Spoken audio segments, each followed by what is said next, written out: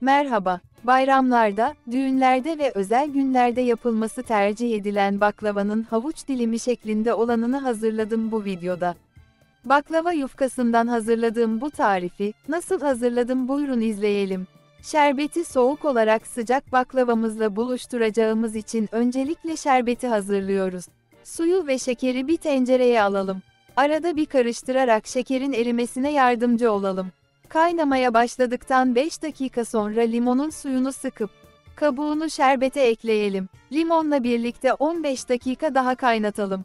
Koyu kıvamlı hale gelen şerbetimizi soğuması için bir kenara alalım.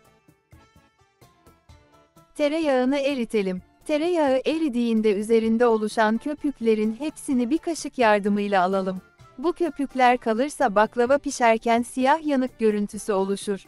Aynı zamanda tadına da etki edebilir. Bu bir püf noktasıdır.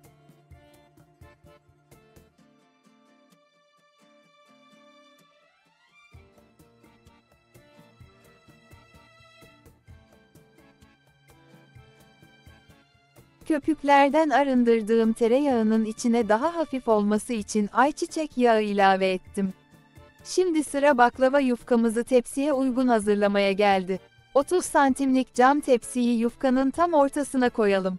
Etrafını pizza rulosu veya bir bıçakla dikkatlice keselim. Baklava yufkası biraz sert bir yufka olduğu için biraz zorlanabilirsiniz. Sorun değil. Ben bıçakla çizdikten sonra mutfak makasıyla kestim. Kestiğimiz yufkanın kenarlarını da baklava hazırlarken kullanacağız.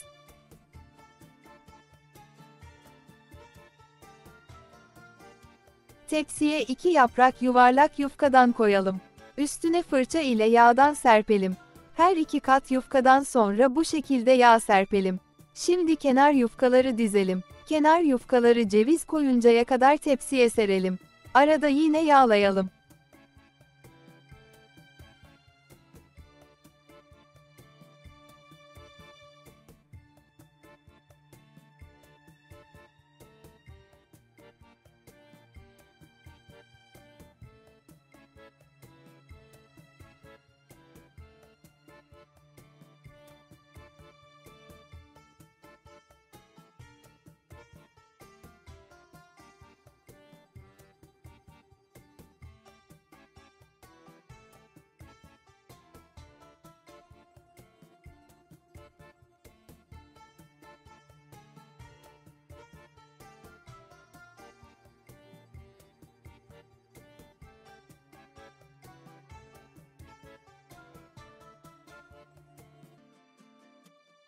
İki yaprak yufka koyalım ve üzerine iri kıyılmış cevizi serpelim. Üzerine yuvarlak yufkadan 2 tane koyalım. Son kez yufka parçalarını koyup, kalan yufka parçalarını börek yapımında değerlendirelim. Baklavanın üst katının muntazam olması için sadece yuvarlak yufkaları bitene kadar kullanıyorum. Aralara yağ sürmeye devam edelim.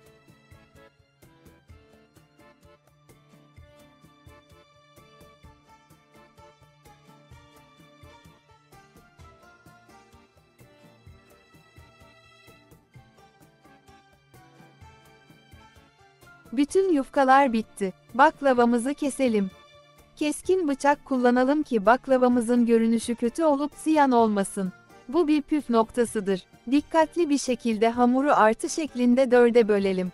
4 parçanın her bir tanesini dikkatlice 3 parçaya bölelim. Yani 12 adet havuç dilimi elde edeceğiz böylece. Baklavanın kesim şekli konusunda videoyu dikkatlice izlemenizi tavsiye ederim.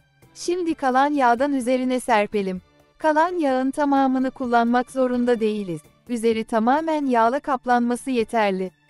Baklavamızı tekrar keselim. Bu kez kenarlardan ortaya doğru keselim.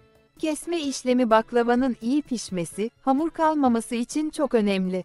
Bu bir püf noktasıdır. Şimdi kenarlarını bıçakla düzeltelim. 170 dereceli fırında 40 veya 45 dakika pişirdikten sonra 180 dereceye fırını ayarlayalım. Üzeri kızarıncaya kadar pişirelim. Tepsimizi fırının en alt rafına yerleştirelim ve bu şekilde pişirelim. Böylece baklavanın üst kısmının çabuk pişmesi ve içinin hamur kalması engellenmiş olur. Bu bir püf noktasıdır. Baklavamız piştikten sonra ilk 5 dakika, ilk sıcaklığının çıkmasını bekleyelim. 5 dakika sonra soğuk şerbetimizi, sıcak baklavamızla buluşturalım. Bir gün dinlendirdikten sonra servis yapmanızı öneririm. Böylece şerbetini tam çekmiş olacaktır. Bu bir püf noktasıdır. Hazırladığımız baklavayı Antep fıstığı ile süsledim. Dilerseniz üzeri sade olarak da servis yapabilirsiniz. Sevdiklerinizle birlikte güzel günlerde bu tarifi tatmanız dileğimle. Afiyet şifa olsun. Kanalımıza abone olarak lezzetli ve pratik tariflerimizi takip edebilirsiniz.